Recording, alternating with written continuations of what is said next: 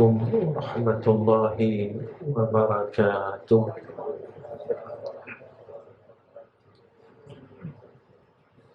الحمد لله رب العالمين والعاقبة للمتقين والهادي إلى صراط مستقيم. أشهد أن لا إله إلا الله وحده لا شريك له، وأشهد أن محمدا عبده ورسوله. اللهم صل على سيدنا محمد وعلى آله وصحبه وسلم. اللهم لك الحمد وإليك المستكى وأنت المستعان، ولا حول ولا قوة إلا بالله العلي العظيم. وقال الله سبحانه وتعالى: إن الذين قالوا ربنا الله ثم استقاموا إلى آخر الآية. Pertama sekali saya mengucapkan terima kasih kepada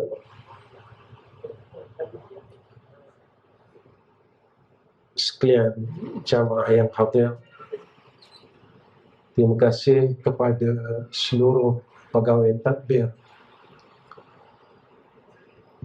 surau, dan saya ucap setinggi-tinggi terima kasih kepada NGO Geng Cinta Ulama dan sekalian hadirin wal hadirat. Mudah-mudahan pertemuan kita ini mengundang kasih sayang Allah. Kerana kemurkaan Allah itu yang dilakukan oleh manusia ini terlalu banyak. Zaman yang kita hidup sekarang, manusia terlalu berani untuk mengundang kemurkaan Allah. Manusia terlalu merasakan diri mereka hebat untuk mereka ini melanggar perintah Allah.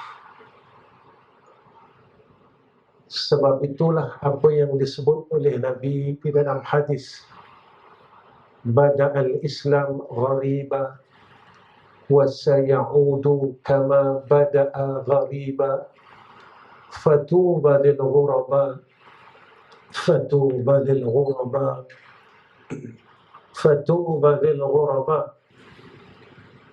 Maka Nabi kata 1400 tahun dulu Nabi ingatkan kita. Bukan perkataan yang baru. Perkataan itu diucapkan oleh Nabi 1400 tahun yang dulu. Kerana Nabi meninggalkan kita terlalu lama.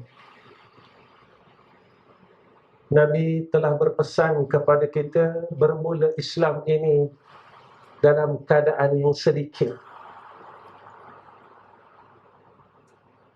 Dan dia akan bermula balik seperti mana keadaan yang sedikit pada awalnya dahulu. Maka Nabi kata beruntunglah orang yang sikit.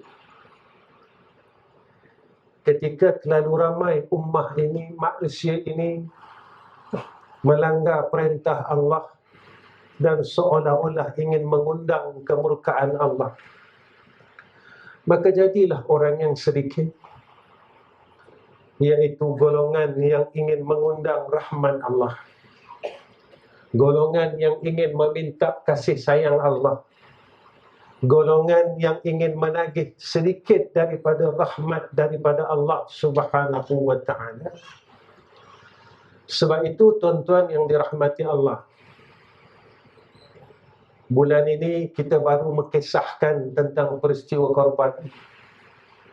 Tak lama lagi, bulan depan, kita akan kisahkan tentang peristiwa hijrah.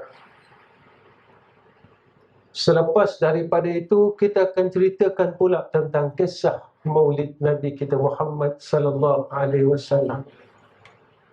Begitulah seterusnya. Habis daripada Maulid, kita akan menceritakan tentang Lailatul Qadar. Begitulah turutannya setahun. Kenapa cerita ini diulang-ulang? Supaya kita yakin dengan Allah yang telah menjadikan peristiwa ini. Diulang-ulang cerita itu supaya kita bertambah yakin dengan Allah. Siapakah Allah yang telah menjadikan dan telah mentajalikan serta menzahirkan peristiwa tersebut, sehingga semua hamba-Nya dapat mengasihinya dan menyayanginya, sehingga semua hamba-Nya dapat patuh dengan perintah-Nya dan takut untuk melanggar akan perintah dan arahan daripadanya, yaitu Allah Subhanahu wa ta'ala.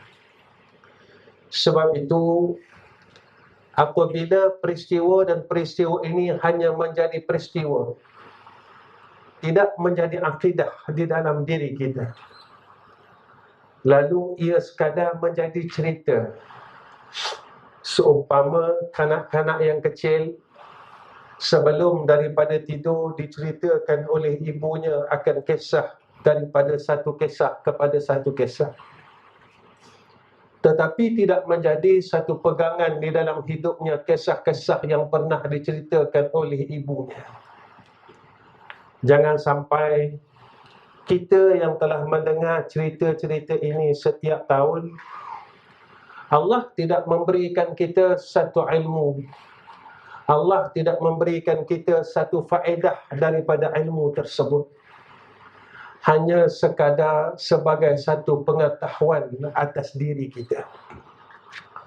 Maka kita takuti ketika zaman yang disebut oleh Nabi itu sampai, iaitu zaman Ya'juj dan Ma'juj, zaman Dajjal, zaman kerosakan umat yang terlalu ketara, kata Nabi. Zaman itu sampai, yang kita takutkan ketika zaman itu sampai, umur kita masih dipanjangkan oleh Allah. Ketika zaman itu sampai, umur kita masih lagi dipanjangkan oleh Allah, dan kita tatkala itu masih dihidupkan oleh Allah. Bagaimanakah kita akan menghadapi zaman itu? Sanggupkah aku berada pada zaman itu? Sebab itulah rahsia umur ini dirahsiakan oleh Allah Subhanahu wa ta'ala.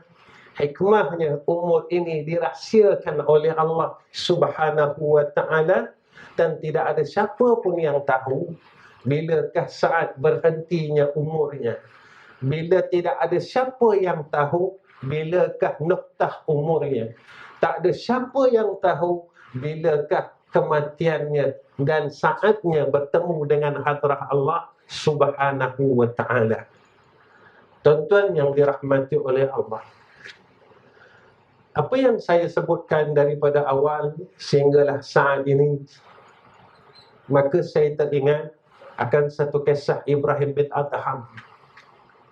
Ketika penduduk Basrah bertanya kepada dia, "Ya Abul Ishaq, kami ni dah minta dengan Allah, hari-hari kami minta dengan Allah, kami doa dengan Allah, tapi doa kami tidak diperkenankan oleh Allah.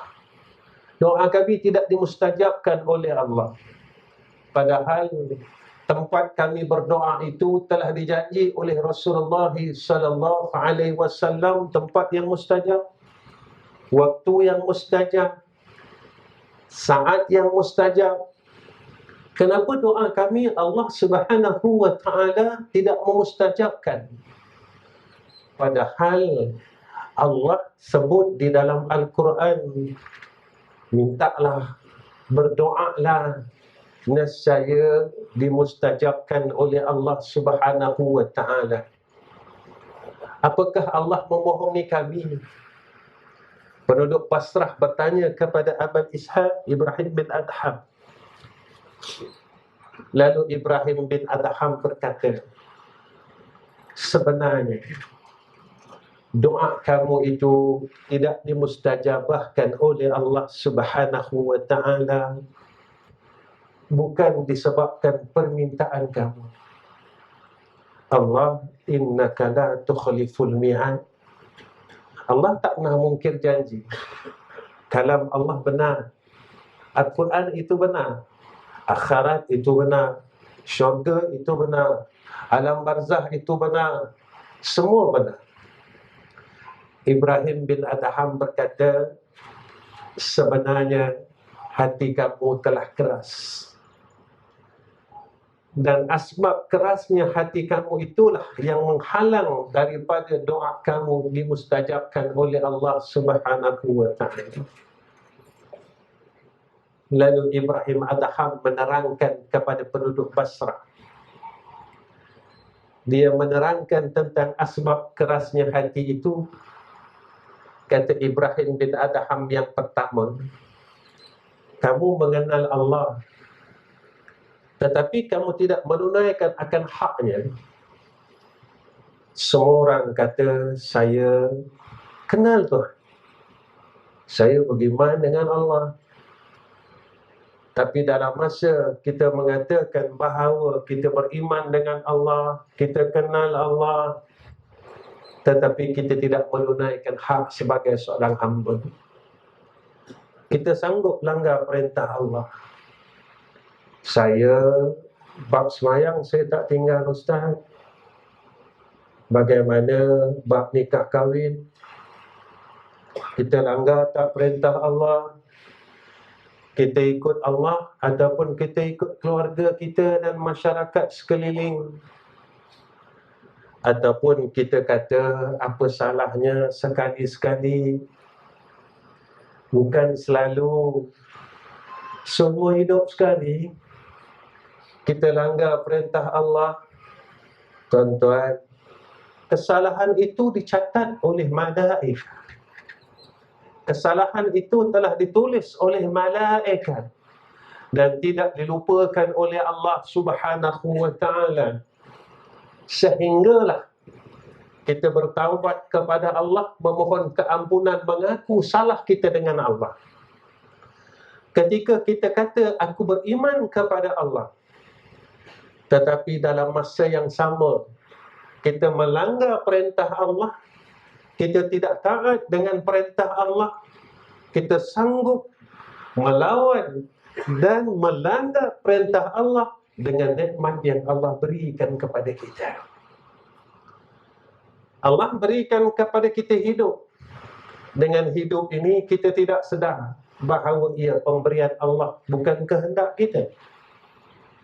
Hari ini kita hidup bukan kehendak kita, tetapi Allah menghendaki kita hidup. Tetapi kita rasa sebab aku nak hidup. Silap tuan-tuan. Jangan lupa bahawa ini semua pemberian daripada Allah dan anugerah Allah. Apa yang ada pada kita adalah anugerah dan pemberian daripada Allah. Dengan pemberian dan nikmat yang Allah berikan kepada kita, lalu kita lawan Allah secara terang-terangan. Kita lawan Allah dengan pemberian hidup yang Allah beri kepada kita. Kita lawan Allah dengan pemberian harta yang Allah beri kepada kita. Kita lawan Allah dengan Allah berikan sehat dan kekuatan yang kita minta dengan Allah setiap hari. Ya Allah, sihatkanlah aku. Ya Allah, sihatkanlah aku. Dan Allah perkenankan apa yang kita minta, lalu dengan sehat yang Allah berikan kepada kita, kita lawan Allah. Kita seolah-olah kita istihar perang dengan Allah Subhanahu wa ta'ala. Seolah-olah kita lawan Allah secara terang-terangan. Sebab itu ulama tasawuf pesan kepada kita pentingnya ada sifat malu. Orang yang tahu malu, tuan-tuan, dia akan ada sifat takut dengan Allah. Kenapa tahu malu? Macam mana nak dapat malu? Bila dia sedar diri. Orang yang tak sedar diri, dia tidak akan ada malu. Tapi orang yang sedar diri, dia tahu malu. Nak sedar diri macam mana, Ustaz? Maka sedar diri itu, kata ulama, pentingnya ilmu.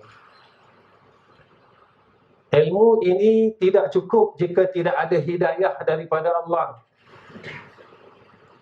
Macam mana sedar diri? Dia sedar, aku hidup, aku berjalan, aku berkeluarga, aku itu dan aku ini adalah pemberian daripada Allah. Malunya aku dengan perkara yang Allah bagi ini, aku lawan Allah. Malunya aku dengan nikmat yang Allah berikan kepada aku tidak menunaikan hak Allah. Tuan-tuan, saya hidup 53 tahun. Tuan-tuan, ada yang lama dari saya lagi, 60 tahun, hampir 70 tahun.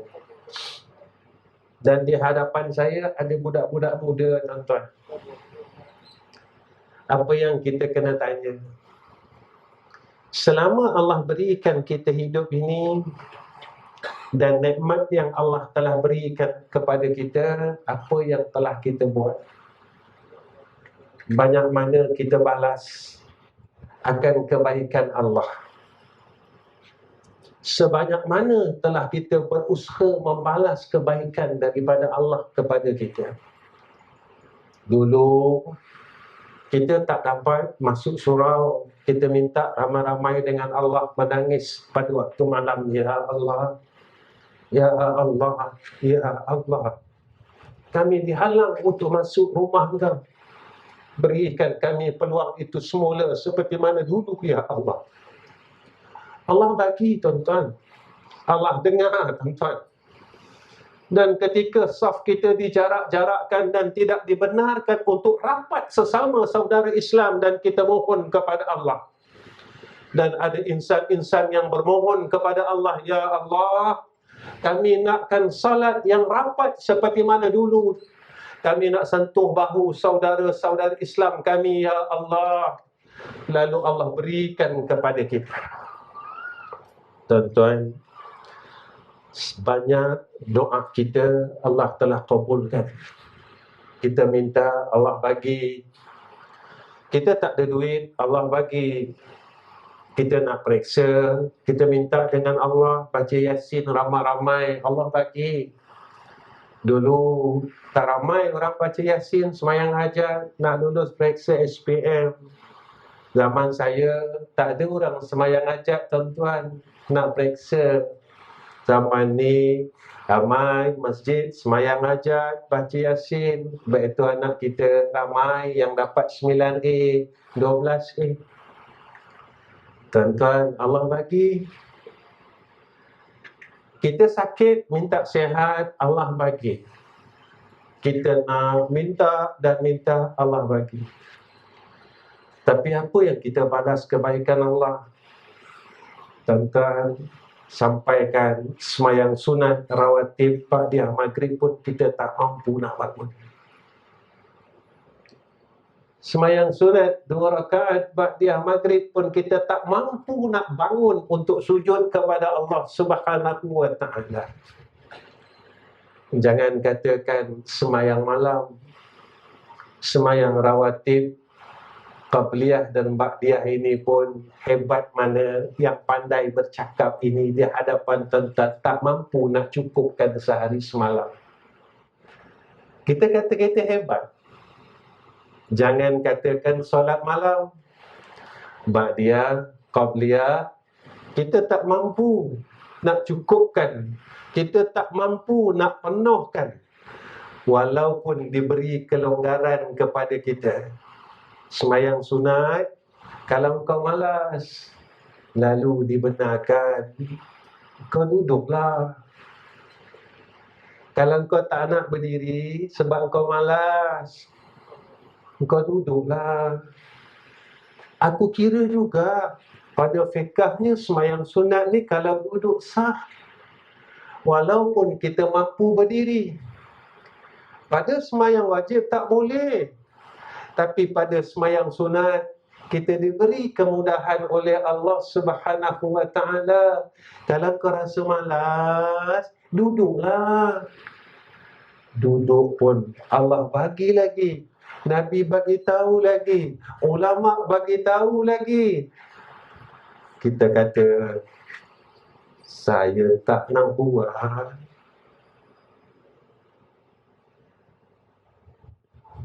Sebab kita rasa kita hebat. Jangan kata sembahyang malam. Sembahyang malam Allah ingatkan tiap-tiap minggu. Tiap-tiap minggu diingatkan. Mana dia? تتجافى جنوبهم عن المضاجع يدعون ربهم خوفا وطمعا ومما رزقناهم ينفقون. Tiap-tiap pagi Jumaat imam baca begitu, diingatkan kita. Kemudian imam terus lagi ayat dia, فَلَا تَعْلَمُ نَفْسٌ مَا أُخْفِيَ لَهُمْ. Apa kata Allah? Orang beriman, orang yang akidahnya betul-betul hebat pada sisi Allah, tatajafa junubihim 'anil madaji'. Mereka renggangkan tubuhnya daripada tempat tidurnya. Mereka buat apa tuan-tuan? Yad'una rabbahum. Mereka munajat dengan Allah. Tuan-tuan, mampu tak kita bangun 3-4 malam lalu bermunajat kepada Allah Subhanahu wa taala, yang mana yang Nabi telah lakukan untuk kita 1400 tahun dulu. Saya nak bagi tahu tentang ayat ini hebatnya. Allah bagi tahu kita 2/3 malam kita bangun, munajatlah. Dan Allah bagi tahu cara macam mana kita nak minta dengan Allah. Yad'una rabbahum khaufan wa tama'a. Kau mintalah dengan Allah dalam keadaan kau ada dua sifat. Apa dia kata Allah? Khaufan. Kau rasa takut dengan Allah. Takut apa tuan-tuan? Takut Allah tak terima aku. Kenapa Allah tak terima aku? Sebab aku ni jahat. Kenapa Allah tak terima aku? Sebab aku ni suka lawan Allah. Kenapa Allah tak terima aku? Sebab aku ni bila aku perlu aja aku cari Allah. Bila aku tak perlu, aku tak ingat pun dia. Masa aku sakit, aku cari Allah. Masa aku susah, aku cari Allah. Masa aku tak ada duit, meniaga aku jatuh, aku cari Allah. Tapi ketika aku dah sihat, aku tak mampu pun nak cari dia, nak minta dengan dia. Kenapa perlu rasa takut? Takut Allah Subhanahu wa ta'ala tak terima aku. Khaufan. Allah ajar macam mana cara minta. Wa tama'a. Kau minta dengan rasa tamak dengan rahmat aku. Dengan tamak berharap. Sebab itu Nabi kata, doa ini tidak akan mustajabahkan oleh Allah illa melainkan bihuduril qalb, dengan hadirnya hati. Sebab itu Ibrahim Adham pesan kepada kita perkara. Kedua, apa pesanan Ibrahim bin Adham? Kata Ibrahim bin Adham, qara'tu kitab Allah wa lam ta'malu bih. Kamu baca Quran, tapi kamu tak beramal. Kamu cuma baca je.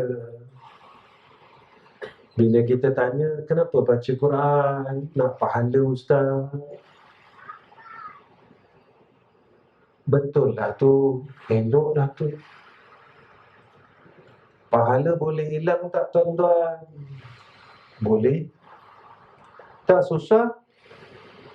10 tahun, 20 tahun kita baca Quran, hilang dengan mengumpat sekali. Kita tahu kan hukum tu? Kita dah dengarkan banyak kali. Ustaz ni cerita, kita tahu. Bertahun-tahun Nabi kata, siapa yang buka aib orang, siapa yang dengar aib orang, maka seluruh amal ibadatnya habis diberikan kepada orang yang kita buka aib, yang kita dengar aib tersebut. Lalu saya tanya diri saya, tuan-tuan tanyalah diri tuan-tuan. Dalam hidup kita ni, kita cakap aib orang, dengar aib orang, 1 orang ke 1000 orang ke 2000 orang.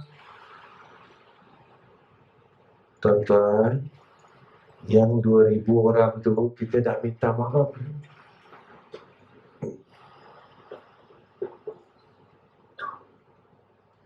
Yang 1000 orang tu kita dah minta maaf belum?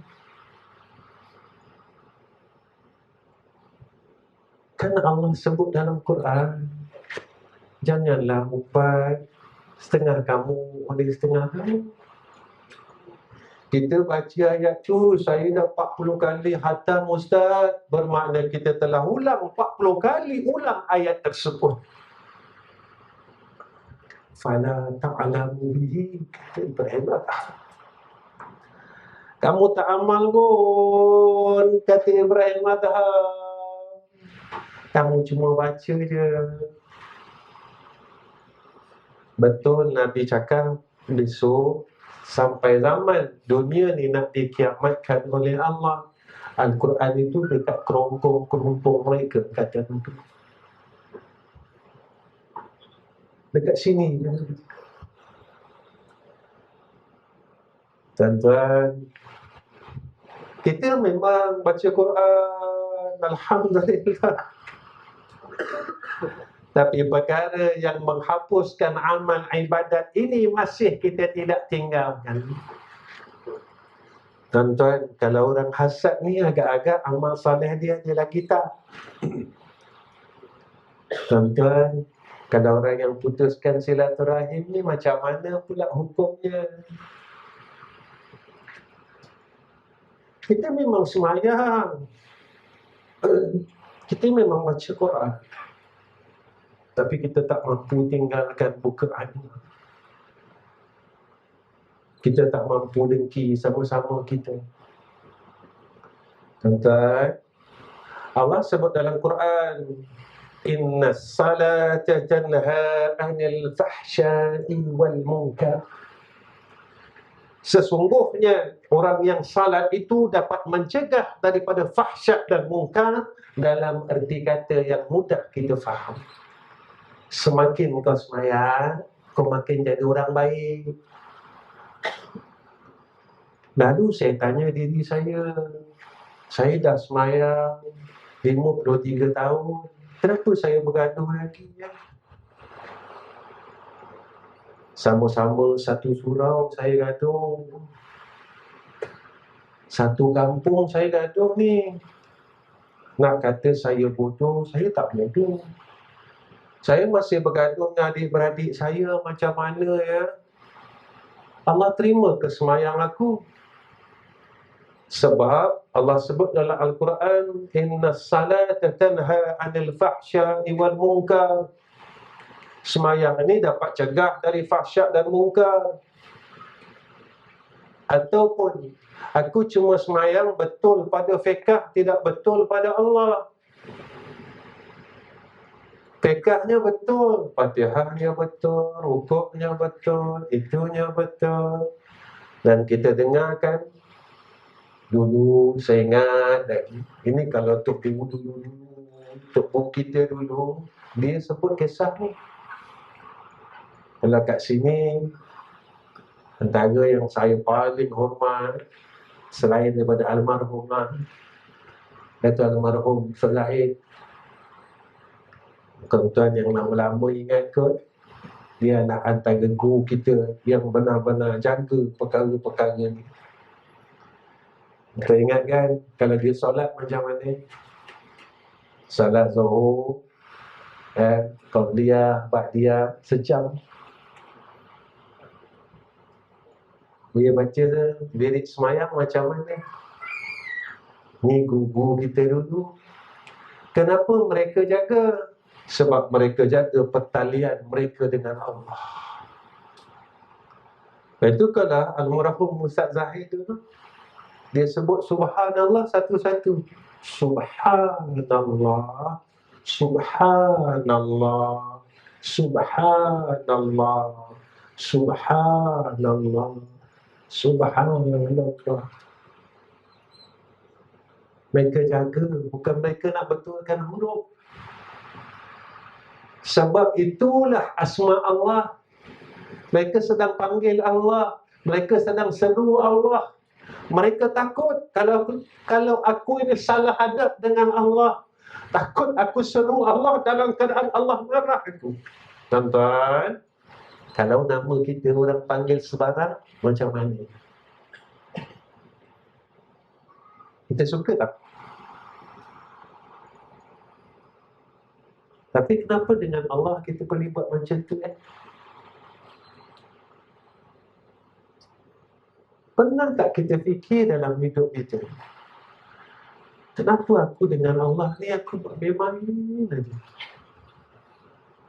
Apa salahnya kita bangun tengah malam, kita panggil Allah elok-elok.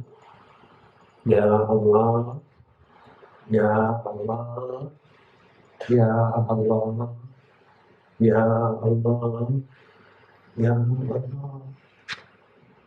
Allah bukan nak banyak, tapi Allah nak kita panggil dalam keadaan seorang hamba yang kasih sayang dengan dia, hamba yang berterima kasih dengan dia, hamba yang rasa malu dengan dia, hamba yang sentiasa rasa syukur dengan dia. Bukan banyak, tuan-tuan.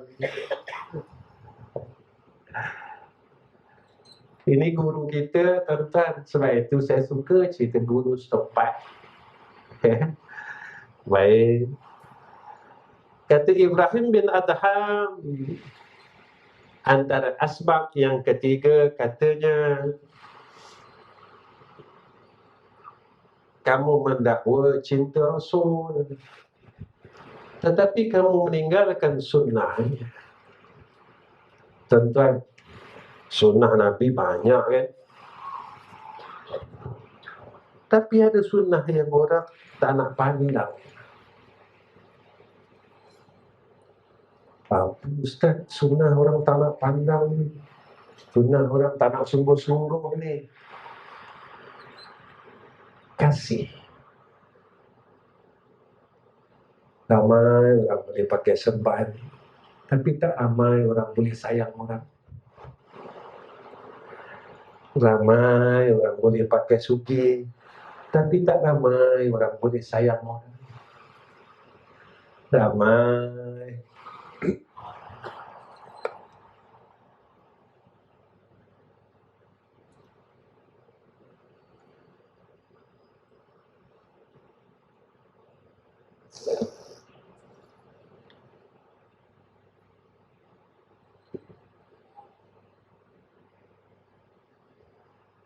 ramai orang kata dia sayang Nabi,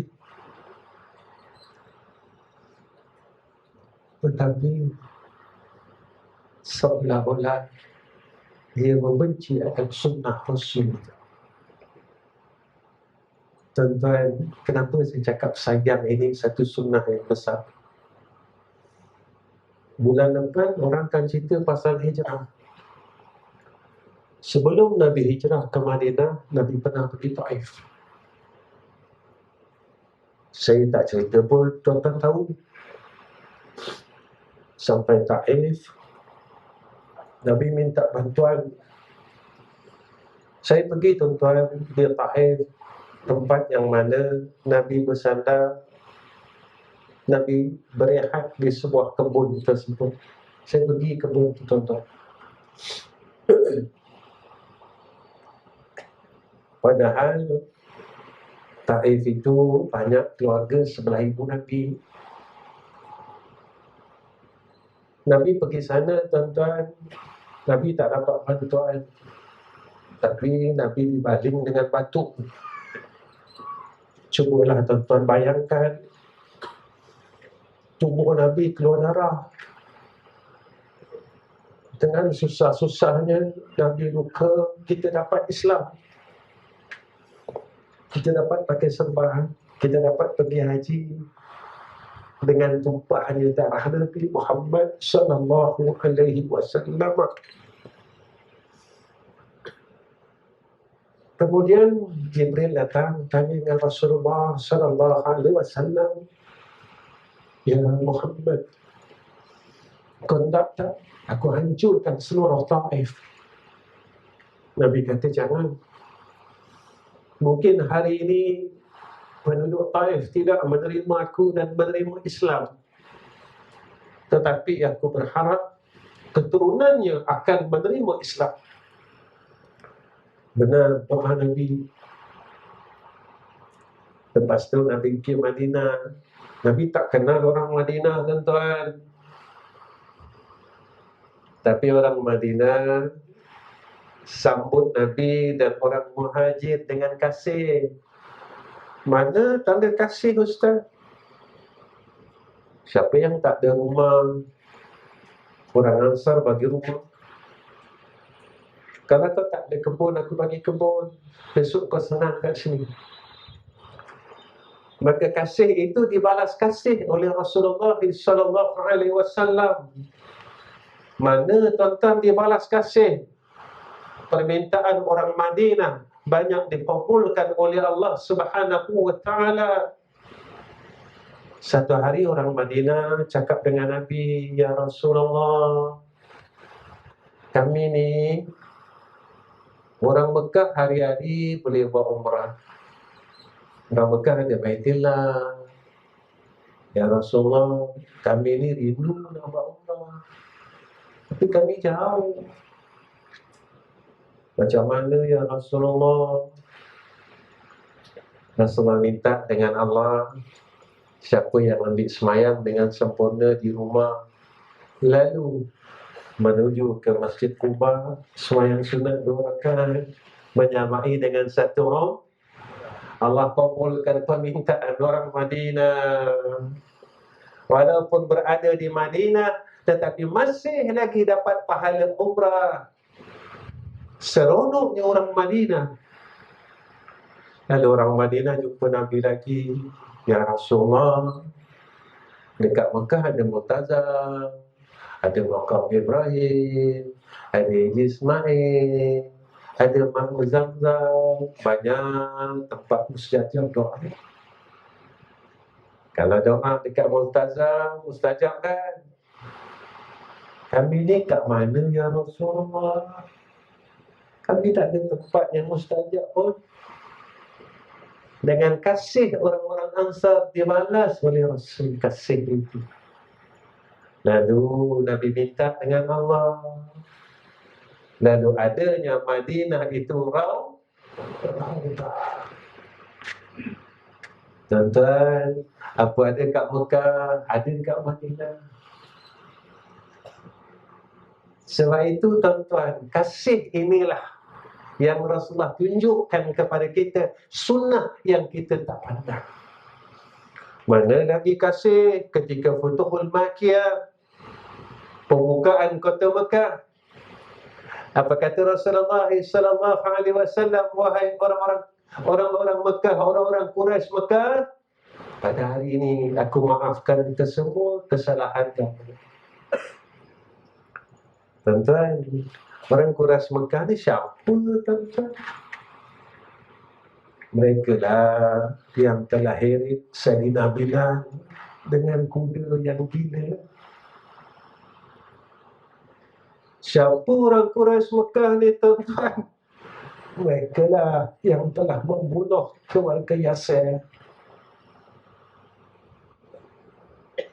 Mereka lah yang telah menikam tubuh Sumayyah, Sri Kandi Islam itu, sehingga di antara keluarga yang mendapat doa daripada Rasulullah sallallahu alaihi wasallam, berbahagialah keluarga Yasir, berbahagialah keluarga Yasir, berbahagialah keluarga Yasir.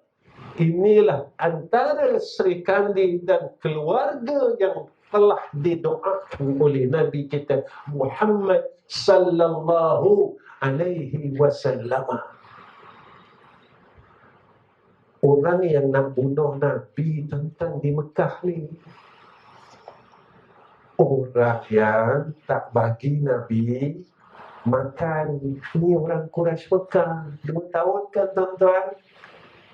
Tuan-tuan dengar tak, sahabat ketika pemboikotan makanan tersebut, apa berlaku kepada sahabat Rasul? Mereka ambil roti yang ada di tong sampah, bekas makanan orang kafir Quraisy, dan mereka lap dengan baju mereka dan mereka makan.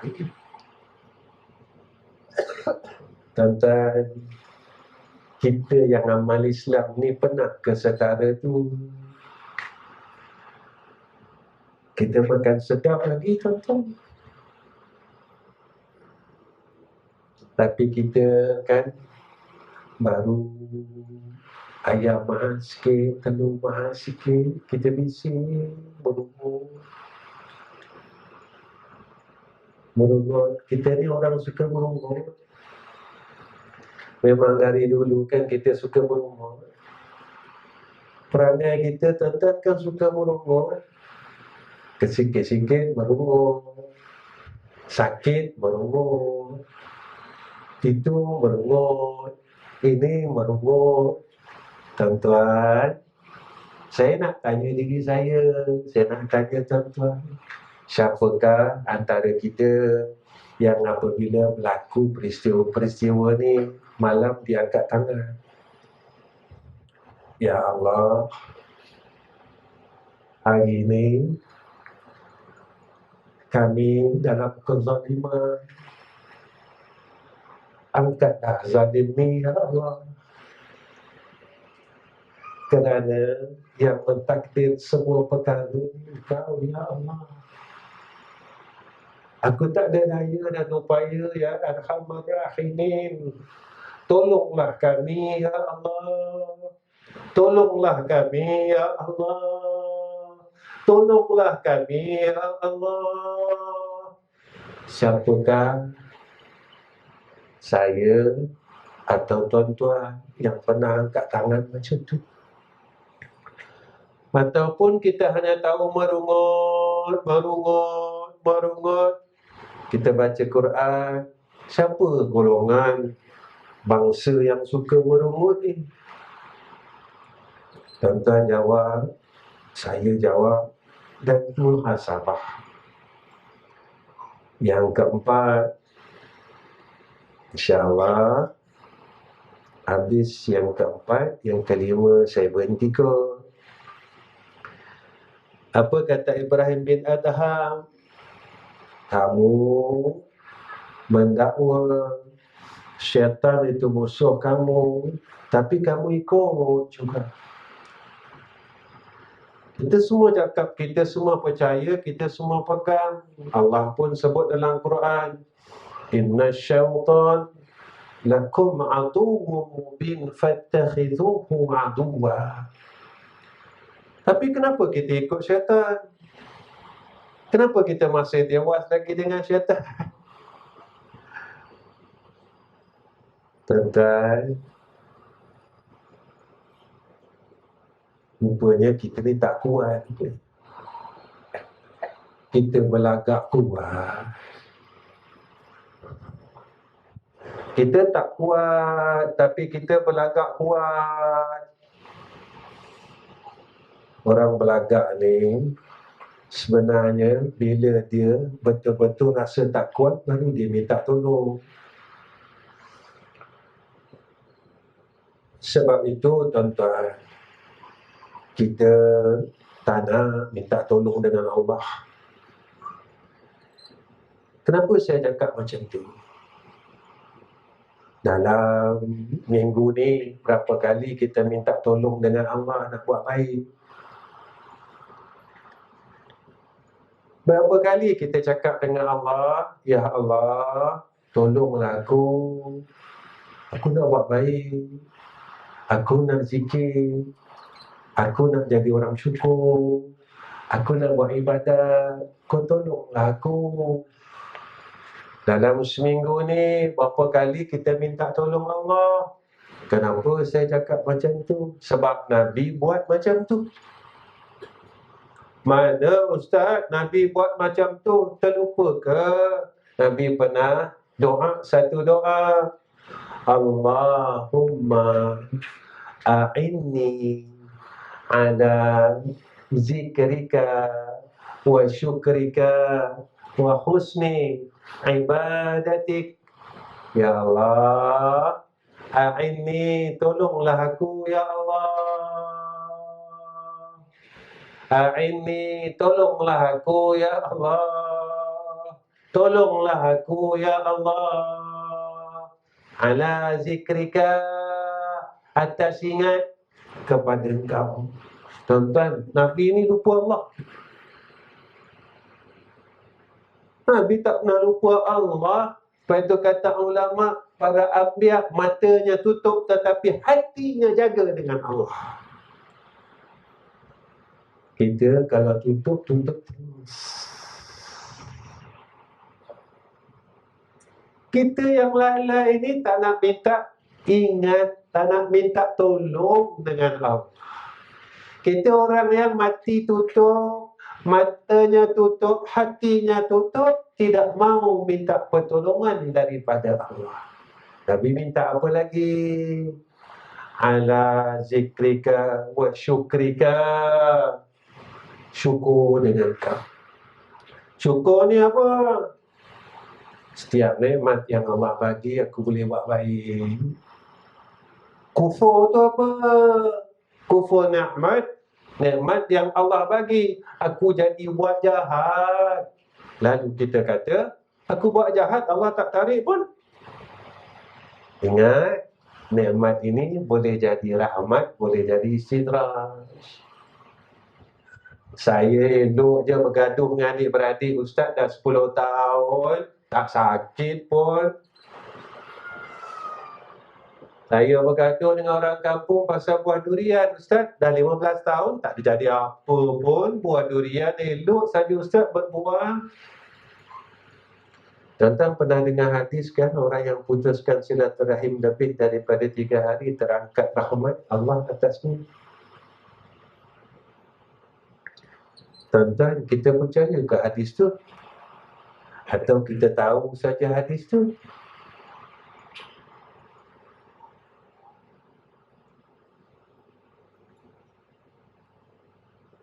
Tuan-tuan, yang kelima, apa kata Ibrahim Adham?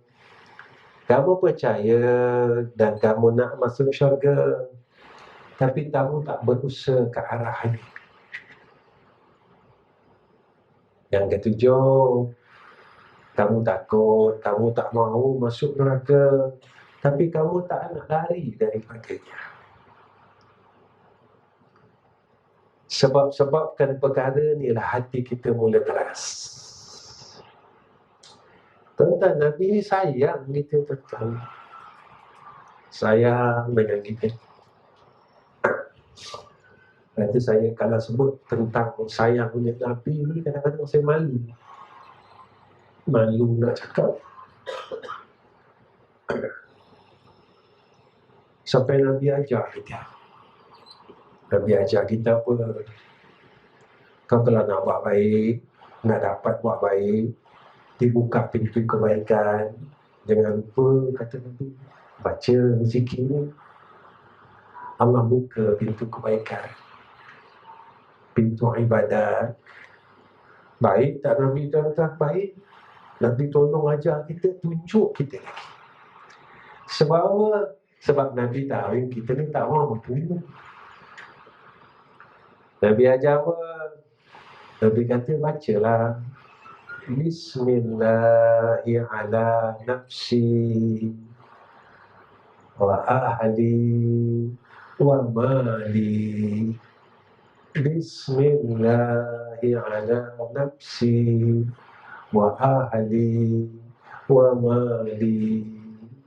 Kalau almarhum orang tua saya, dia tambah. Saya tak tahu dia dapat tu dari mana, kan? Mungkin dari sanad guru almarhum. Jadi sebenarnya saya baca pun ikut almarhum. Bismillahi ala nafsi wa dini wa ahli wa mali. Ya. Sebab saya semasa almarhum hidup, saya tak sempat tanya. Ya, abang baca ni, abang dapat macam mana, tak sempat tanya. Tapi saya sendiri sampai sekarang, saya baca ikut almarhum baca. Sebab saya dapat tu daripada almarhum. Kalau nak kebaikan itu dibuka oleh Allah, dimudahkan oleh Allah, dikurnia oleh Allah, jangan tinggal. Sebab Nabi cakap macam tu.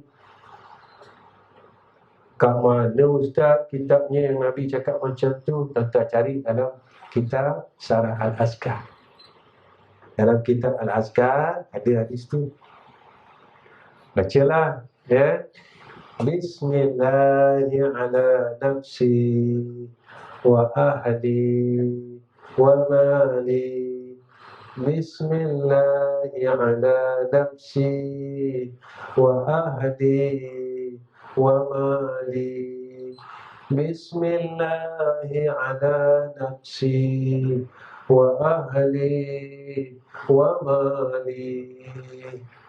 Bendanya pendek ni, tapi belum tentu yang pendek ni dapat buat, tuan-tuan. Sebab apa? Sebab Allah dah bagi tahu kita macam tu. Kat mana, tuan-tuan? Dalam Fatihah. Iyyaka na'budu wa iyyaka nasta'in. Kita memang ada kekuatan nak buat ibadat, kemahuan nak buat ibadat. Kalau dengan kuat kita boleh buat, kenapa Allah ajar kita wa iyyaka nasta'in? Tolonglah kami ya Allah. Tolonglah kami ya Allah. Tolonglah kami ya Allah. Tuan-tuan yang dirahmati Allah, saya rasa cukup setakat ini pertemuan saya dengan tuan-tuan. Sebelum saya berhenti, saya minta ampun, saya minta maaf. Takut sangkaan tuan-tuan terhadap saya terlalu tinggi. Tiba-tiba tuan-tuan duduk dalam majlis ni, tuan-tuan tak dapat apa-apa, tuan-tuan tak dapat ilmu apa-apa. Saya minta maaf sebab saya bukan orang pandai. Yang pandai itu ayah saya tak pandai. Yang pandai itu guru saya tak pandai. Jadi saya minta maaf jika hajat tuan-tuan tak sampai. Kedua, saya minta tuan-tuan tolong doakan saya dan keluarga, seluruh keluarga saya. Tadi saya sebelum kuliah jumpa sahabat lama saya, ya, orang Ridwan kita, ya. Rupanya, ya, berpuluh tahun saya tak jumpa. Alhamdulillah, jumpa balik. Sebab surau ni antara kenangan almarhum mertua saya. Dulu tak ada jalan tar, dulu simen aja, kereta tak boleh masuk, turun pakai motor dulu. Sekarang dah ada tu yang saya terkejut, masuk-masuk boleh masuk kereta, ya. Dulu tak ada batu surau kita, semua papan, surau ni tinggi. Zaman tu zaman saya ikut almarhum mengajar di surau. Alhamdulillah, tuan-tuan tolong doakan saya anak saya, isteri saya, menantu dan cucu kami dapat jadi orang baik. Bukan baik pada pandangan orang, tapi baik pada pandangan Allah Subhanahu wa ta'ala. Yang ketiga, saya minta tuan-tuan semua tolong doakan madrasah kami. Satu madrasah yang diasaskan oleh almarhum untuk saya, almarhum Ustaz Razali bin Hasbullah, iaitu Madrasah Darul Atiq di Kuala Kubu Baru, Selangor. Madrasah tu sekarang umur dia dah 40 tahun. Dan madrasah itu sekarang keluarga mengamanahkan kepada saya untuk meneruskan, bukan menggantikan. Kita tak mampu ganti apa yang dulu kita buat, tapi kita cuma teruskan lagi. Apa yang dia dah buat, kita teruskan, bukan ganti. Selalu orang tanya saya, Ustaz, siapa yang ganti almarhum? Saya kata tak ada. Dia kata, Masya Allah, anak ramai tak boleh ganti. Dia kata, tapi kami anak-anak yang teruskan, sebab kami tak mampu ganti. Oh, itu maksud saya, Ustaz. Yang kedua, tolong mendoakan madrasah saya sendiri yang saya dah asaskan hampir 24 tahun. Dan tolong doakan satu lagi madrasah kami yang kami baru buka di Kuala Terengganu atas permintaan jamaah Kuala Terengganu. Orang tanya saya, Ustaz, kenapa Ustaz buka lagi? Saya tak nak buka sebab tak ada keperluan pun. Sebab saya dah ada 2 madrasah. Memang saya tak nak buka. Kalau tuan-tuan kata saya reka cerita, tanyalah dengan jemaah Terengganu. Saya telah tolak wakaf tersebut banyak kali. Saya telah tolak dan tolak. Tetapi orang yang Allah pilih, iaitu Tuan Haji tersebut, minta sangat, Ustaz, di isterinya, anaknya, jumpa saya, Ustaz, tolonglah, Ustaz terimalah. Saya kata nak buat apa? Saya dah ada 2 sekolah. Buat apa buka lagi? Bukan ada keperluan. Nak buka sekolah ni bukan senang, saya kata. Sebab kami dulu buka sekolah tak pakai backhoe, tak pakai jentola. Kami pakai tangan, tuan-tuan. Darul Atiq tu kami buka pakai tangan, parang. Pukul 2 pagi, tempas pokok. Saya ingat sebab saya anak yang besar. Bukan senang saya kata nak buka madrasah. Sebab saya bermula umur 13 tahun terlibat sama dengan almarhum buka madrasah. Jadi Ustaz, apa perkataan ni? Ustaz, saya percaya Allah tolong Ustaz. Bila perkataan itulah yang membuatkan saya terima wakaf tersebut. Dan saya tak berani menidakkan perkara tersebut. Alhamdulillah, tuan-tuan, madrasah itu telah 6 bulan kami terima. Dan sekarang saya telah bina satu surau seluas 10,000 kaki persegi. Dan prosesnya hampir 60% selesai. Jadi saya minta doa tuan-tuan. Tuan-tuan, bukan saya minta duit tuan-tuan. Tuan-tuan jangan risau. Ustaz ni kalau cerita pasal sekolah, jangan minta duit dah ni. Tak. Saya tak minta duit tuan-tuan, jangan risau tu. Saya tak ada buat kutipan, saya tak ada buat apa pun. Saya tak ada buat apa-apa sumbangan. Saya cuma minta doa. Kalau tuan-tuan bangun malam, kan, Ustaz, saya tak pernah semayang malam. Tapi saya selalu bangun kencing, Ustaz. Sebab saya kencing manis 18. Tak apa. Tuan-tuan tak kencing, tuan-tuan nak tidur balik ni. Tuan-tuan teringat kat saya. Tuan-tuan angkat tangan, ya Allah.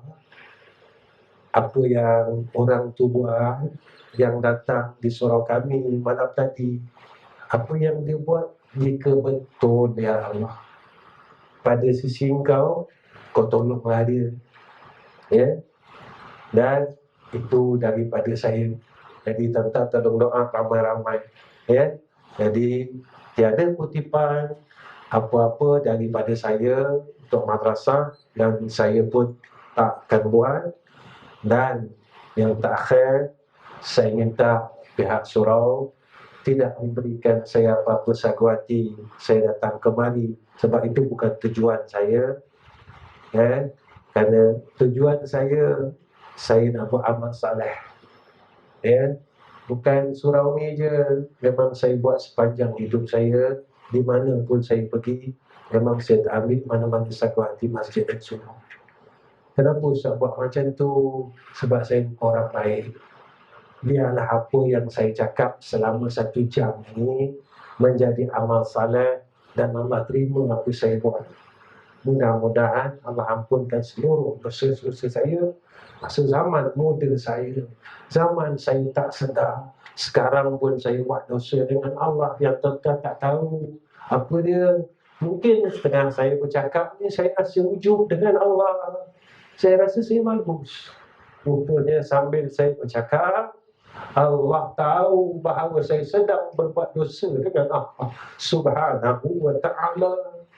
Mungkin dalam masa saya bercakap, saya rasa kibir dengan Allah, saya rasa sombong. Mungkin saya boleh bercakap sebab saya tahu, mungkin saya ada ilmu yang saya boleh cakap. Saya terlupa yang mulut saya digerakkan oleh Allah dengan kurnia dia, bukan dengan sebab saya nak cakap. Kalau Allah nak tutup, Allah boleh tutup. Allah bagi tahu kita dah, dalam dunia kau boleh cakap, tapi besok ke akhirat aku tutup, kata Allah. Walaupun kau ada mulut, mana dia? Al-yawma nakhtimu ala afwahihim wa tukallimuna aydihim wa tashhadu arjuluhum bima kanu yaksibun. Ingat, besok dekat akhirat aku kunci mulut kau. Sebab apa? Aku kunci. Yang cakap tangan kau, yang cakap kaki kau, sebab mulut kau suka tipu. Mulut kau suka tipu. Mulut cakap lain, hati cakap lain. Tunggu sampai masa tu, jaga sampai masa. Tentang yang dirahmati Allah. Wa akhirul kalam. Assalamualaikum warahmatullahi wabarakatuh. Bismillahirrahmanirrahim. Alhamdulillahi rabbil alamin. Wassalatu wassalamu ala asyrafil anbiya wal mursalin wa ala alihi wa sahbihi ajma'in. Ya Allah, ya Allah, ya Allah, kami angkatkan dua tangan kami, ya Allah. Kami mohon ke hadrah-Mu, ya Allah.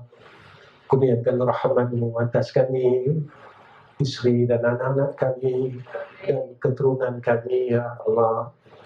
Ya Allah, ya Rahman, ya Rahim. Kami minta ampun, kami minta maaf, ya Allah. Di sekeliling kami berlakunya kemungkaran dan fahsyat, tetapi kami tak mampu untuk menegahnya, ya Allah.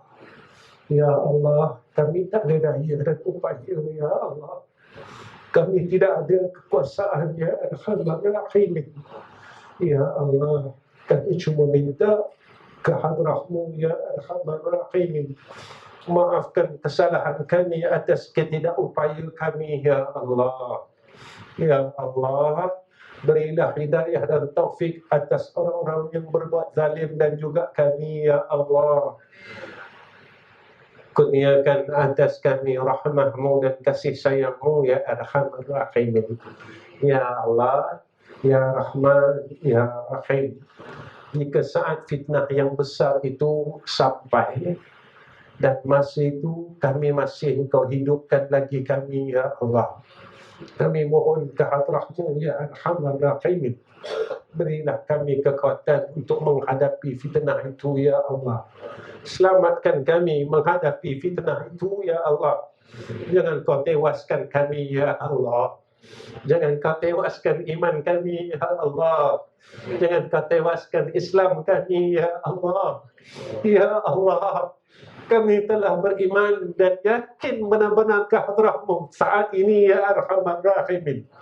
Kami tidak mampu dan tidak mahu. Saat kami nak balik ke hadrah-Mu, Engkau cabut iman kami, ya Allah. Kami gagal mempertahankan iman kami, ya Allah. Ya Dzal Jalali wal Ikram. Ya Allah, Ya Rahman, Ya Rahim.